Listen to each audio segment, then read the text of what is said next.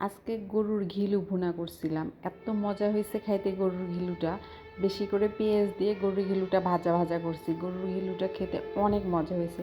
তো আমি কিভাবে রান্না করলাম চলেন আপনাদের সাথে শেয়ার করি।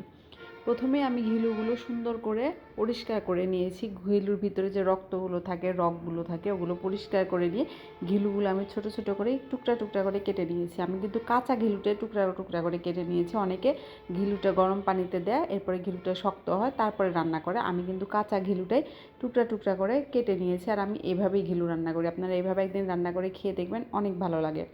এবং এখানে আমি বেশি করে পেঁয়াজ কুচি দিয়ে দিচ্ছি। আমি আজকে বেশি করে পেঁয়াজ কুচি দিয়ে ঘিলুটা ভাজা ভাজা করব। এর জন্য আমি বেশি করে পেঁয়াজ কুচি দিয়ে দিচ্ছি।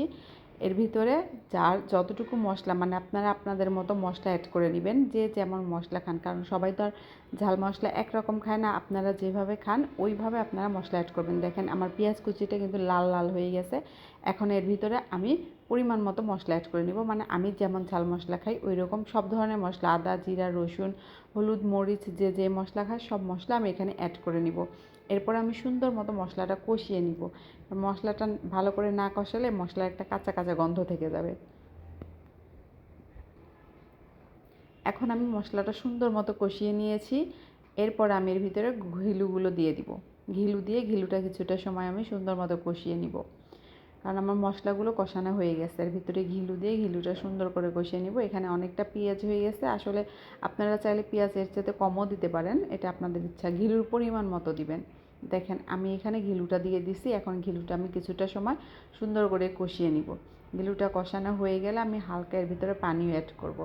দেখেন আমি এখন ঘিলুটা কষাইতে রাখবো এবং চুলাটা আমি মাঝারি আঁচে রাখবো, খুব বেশি হাই না আবার লো না, মাঝারি আঁচে রাখবো। তাহলে ঘিলুটা কষানো সুন্দর হবে। দেখেন আমার ঘিলুটা কষানো হয়ে গেছে। এখন আমি এর ভিতরে একটু পানি অ্যাড করে দিব।